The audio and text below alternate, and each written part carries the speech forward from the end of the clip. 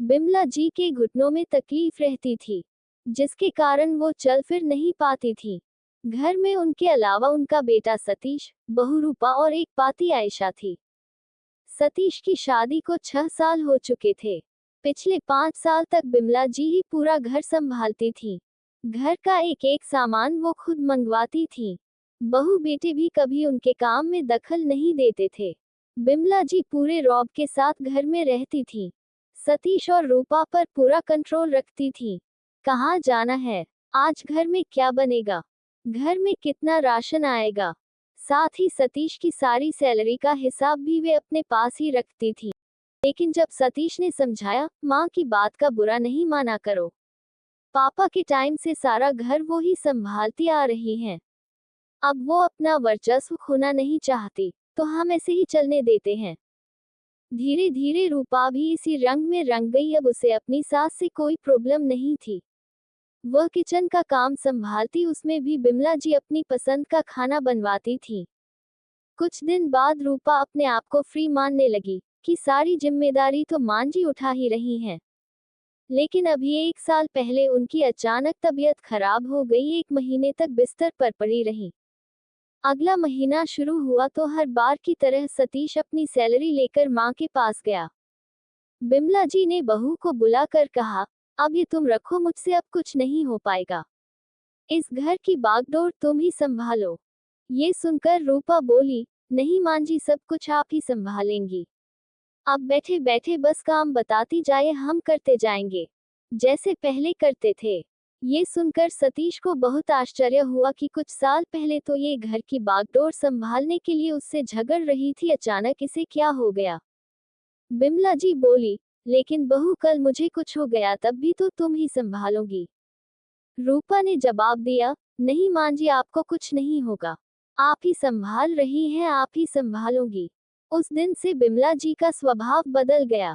उन्हें बहू के रूप में बेटी नजर आने लगी। पहले वो सारा कुछ अपने हाथ में इसलिए रखना चाहती थी कि कहीं मेरे बेटे बहू मेरे ऊपर जुल्म न करने लगे, कहीं बेटा आंखें न बदल ले, कहीं मुझे घर से न निकाल दें। रूपा पहले की तरह ही मांजी की पसंद की सब्जी बनाती थी।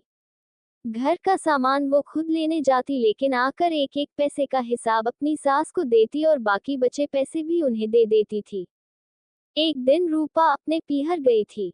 सतीश अपने ऑफिस जा चुका था। शाम को दोनों वापस आ गए। तब बिमला जी ने दोनों को अपने कमरे में बुलाया, बेटा, मैंने आज वकील को बुलाकर अपनी वसीयत कर दी है। ये घर तेरे नाम कर दिया है और ये तिजोरी की चाबी, जेवर, रुपये पैसे सब मैं बहू को देना चाहती हूँ। तभी रूपा बोली, मां जी, इसकी क्या जरूरत है, आप ही संभालिए ये सब एडवर्टिजमेंट्स। बिमला जी बोली, बेटा, मुझे तुम दोनों पर भरोसा नहीं था, जैसा कि आजकल हो रहा है, बुजुर्गों के साथ बुरा सलूक किया जा रहा है, मैं उससे डर गई थी। लेकिन अब मुझे तुम दोनों पर विश्वास है, इसलिए मैं ये सब तुम्हें सौंप देना चाहती हूँ। अगले दिन से रूपा सब कुछ संभालने लगी। बिमला जी निश्चिंत होकर अपने कमरे में बैठी रहती थी। लेकिन उन्हें ये देखकर और भी आश्चर्य हुआ कि उनकी बहू आज भी उनकी पसंद का खाना उनसे पूछकर बनाती है। अगर दोनों कपड़े खरीदने जाते हैं तो पहले साड़ी अपनी सास के लिए लेती थी। रूपा को अब तक आदत पड़ चुकी थी कि वह सारा काम मांजी से पूछकर करे। 2 महीने बाद बिमला जी का देहांत हो गया। घर में रोना पिटना मचा था। 13 दिन तक मेहमानों का तांता लगा रहा। 13वीं के बाद सभी धीरे धीरे विदा हो गए। सतीश अपने ऑफिस चले जाते, रूपा और उसकी बेटी दोनों घर में अकेले रह जाते। लेकिन रूपा को कुछ भी ध्यान नहीं रहता। वह कुछ भी काम करने से पहले, जहां तक कि खाना बनाने से पहले भी मांजी के कमरे में पहुंच जाती उनसे पूछने। खाली पलंग को देखकर उसकी आंखों से आंसू बहने लगते। एक दिन वो उस कमरे की सफाई कर रही थी, तभी उसे एक खत मिला। उसने खत पढ़ा तो उसके ही नाम था। उसमें लिखा था, बहू, मैं जानती हूँ तू मेरे जाने के बाद भी मेरे कमरे में मुझसे पूछने आएगी कि मांजी क्या बनेगा, क्योंकि तुझे मेरी आदत पड़ गई है और आदतें इतनी जल्दी नहीं बदलती। लेकिन बेटी, अब अपनी गृहस्थी संभालना सीख ले। अपने तरीके से अपनी गृहस्थी चला। हमारा समय और था, तुम्हारा समय और है। अपनी पसंद का खाना, बाहर घूमना, अपनी पसंद के कपड़े खरीदना, ये सब तुझे अकेले ही करना होगा। मेरी बातों से कभी तेरा दिल दुखा हो तो मुझे माफ कर देना। मुझे पता है जब तक मैं थी, तू बेफिक्र थी, लेकिन अब तेरे सर पर छत नहीं है। तुझे ही छत बनना पड़ेगा, जिसके नीचे तेरा पति और तेरी बेटी सुरक्षित रहें और बेफिक्र रहें। मुझे पता है ये तू अच्छे से कर पाएगी। तेरी माँ बिमला। खत पढ़कर रूपा बहुत देर तक रोती रही। नहीं मांझी, मुझसे ये सब नहीं होगा।